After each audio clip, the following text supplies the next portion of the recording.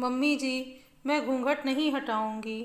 बड़ी बहू को देखो, आज भी सिर से पल्लू न सरकता उसका। और एक ये महारानी है कि सिर पर पल्लू टिकता ही नहीं है। सुनीता जी का पल्लू ज्ञान एक बार फिर चालू हो गया और दीपिका अपना पल्लू संभालती हुई जी मम्मी जी कहती हुई फिर अपने काम में लग गई। सुनो बड़ी बहू, मालती मामी का फ़ोन आया है। अगले हफ्ते उनकी बहू की गोद भराई की रस्म है, तो हम सभी को बुलाया है। कह रही थी कि भतीजे की शादी के बाद से आप आई नहीं हैं, इस बार सबको आना है। सुनीता जी बोली, अगले हफ्ते? पर मम्मी जी, अगले हफ्ते तो बच्चों की वार्षिक परीक्षाएं हैं, तो मैं कैसे जाऊं पाऊंगी। आप सब चले जाइएगा और दीपिका को भी ले जाइएगा।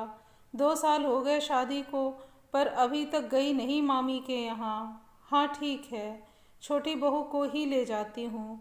छोटी बहू, सुनीता जी आवाज़ लगाती हैं। जी मम्मी। सुनो छोटी बहू, अगले हफ्ते मालती मामी के यहाँ चलना है, तो तुम अपनी तैयारी कर लेना। और सुनो, उनके यहाँ चलना तो लंबा घूंघट लेना। मेरे मायके में सारी बहुएं घूंघट करती हैं, तुमसे तो ढंग से सिर पर पल्लू भी नहीं लिया जाता। हरदम माथा उघाड़े पूरे घर में घूमती रहती हो। न ससुर का लिहाज है, ना ही जेठ का। सास की तो कोई गिनती ही ना है। समझा समझा कर थक गई हूँ कि ससुराल में बड़ों के सामने घूंघट लिया करो, उनका सम्मान होता है। मगर नहीं, तुम्हें तो अपनी मन मर्जी करनी है। गोद भराई के दिन सभी जाने के लिए तैयार हो गए थे। दीपिका भी तैयार होकर आ गई थी। सुनीता जी ने उसे देखा और उसका पल्लू थोड़ा और लंबा कर दिया। हाँ, अब ठीक है। कम से कम होंठ तक तो घूंघट करना ही, मुंह नहीं दिखना चाहिए, समझी? सबके सामने नाक न कट जाए। जी मम्मी, चलो अब। खैर, सुनीता जी सपरिवार मायके पहुंची, पर वहां पहुंचकर तो वे हैरान रह गईं।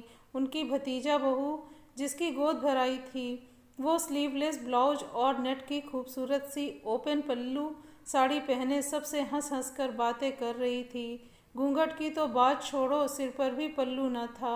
सुनीता जी को आया देख मामा मामी जी पास आकर उनके चरण स्पर्श कर बोले, आइए दीदी, चलकर बहू को आशीर्वाद दीजिए। बहू है कहाँ वो तो मॉडल बनी घूम रही है। मालती, तूने बहू को ज़्यादा ही सिर पर चढ़ा रखा है। ना कोई पल्लू, ना कोई घूंघट। भले घर की बहुएं ऐसे रहती हैं भला? बुजुर्ग का कोई सम्मान ही नहीं है। तू तो कितना लंबा घूंघट करती थी, याद है ना? दीदी, आप भी किस ज़माने की बात कर रही हैं? हमारा समय अलग था, अब समय अलग है।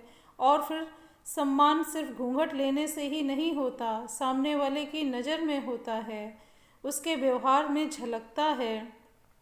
देखिए ना, मेरी बहू कितनी खुश है। चलिए बहू को आशीर्वाद दीजिए। हाँ, तुम चलो, हम आते हैं। छोटी बहू, तुम भी घूंघट हटा दो। जब कोई भी बहू न की है तो तुम भी मत करो। नहीं मम्मी जी, मैं घूंघट नहीं हटाऊंगी। ये क्या बात हुई कि कोई ना किए है तो मैं भी हटा दूं?